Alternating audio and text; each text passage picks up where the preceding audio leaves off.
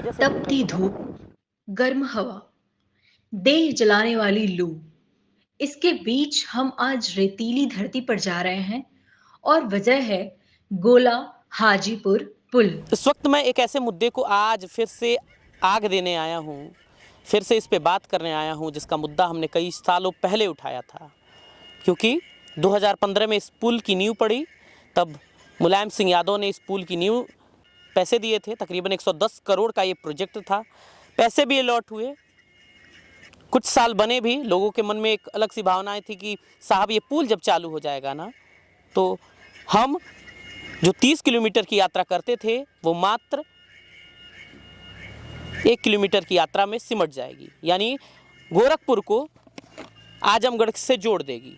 आप ये सोच रहे होंगे कि गोरखपुर को आजमगढ़ से कैसे जोड़ सकती है, क्योंकि उतनी दूर आप एक रास्ता देखते हैं जो बढ़लगंज से जाती हुई, दोहरी घाट से जाती हुई दूसरे क्षेत्र में मिलती है और जाके आजमगढ़ में ऐसे पहुंच जाती है। लेकिन ये जो बगल में आपको रास्ता दिख रहा होगा, ये पुल दिख रहा होगा, इस पुल के बारे में बस इतना बताना है कि ये पुल बन रहा था लेकिन रोक दिया गया और ये कहा गया कि इसके लिए बजट नहीं है।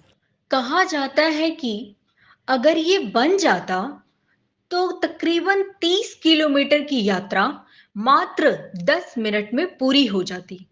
पर यहाँ के बारे में लोग क्या कहेंगे, आइए सुनते हैं। देखिए किस तरीके से यहाँ पे लोग जाते हैं, यात्रा करते हैं। और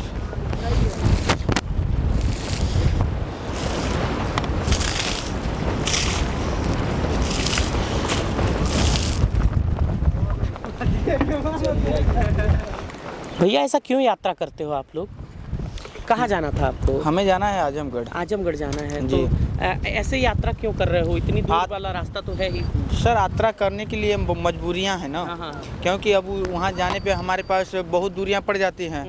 और अगर ये पुल बन गया होता तो आज देखना पड़ा ऐसे प्रत्येक दिन ऐसे कई सौ लोग अपने जान में जोखिम डालकर इस गहरे और ख़तरनाक जैसे चीज़ों को पार करने पर मजबूर हैं जी। तो आज इस वजह से हम लोगों को भी कोई ना कोई मजबूरियां हैं कि और आज आजमगढ़ जाना पड़ रहा है और समय भी कम है। अगर ये पुल बन जाता तो काफ़ी लोगों की राहत मिलती। लोगों की बातें सुनकर हमने भी निर्णय लिया, आइए खुद उनका दर्द समझने उनके साथ उनके नाव पर चलते हैं। अरे महाराज जैसे बने भैया कैमरा हम खिंचवा देते भैया, यो 5G है, टेंशन ना आई बा।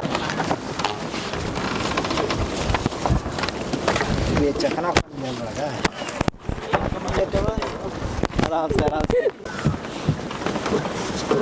मोमेंट वीडियो बना तो समझ उतार के बना लिया जो ना मिला है कोई।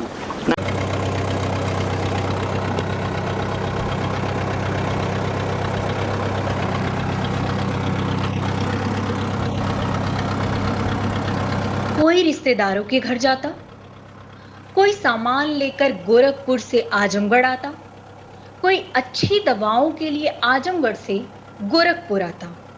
ये आने जाने के बीच में कई लोग रास्ते में मिले और उनके बहुत सवाल थे।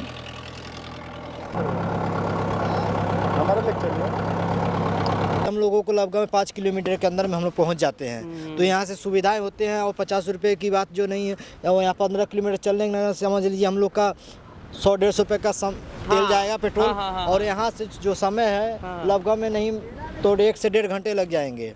और यहाँ से जो सुविधाएं थोड़ा जल्दी होती है। अब जान जोखिम में तो डाल के चलना ही पड़ता है, जान जोखिम में डाल के जाना ही पड़ता है।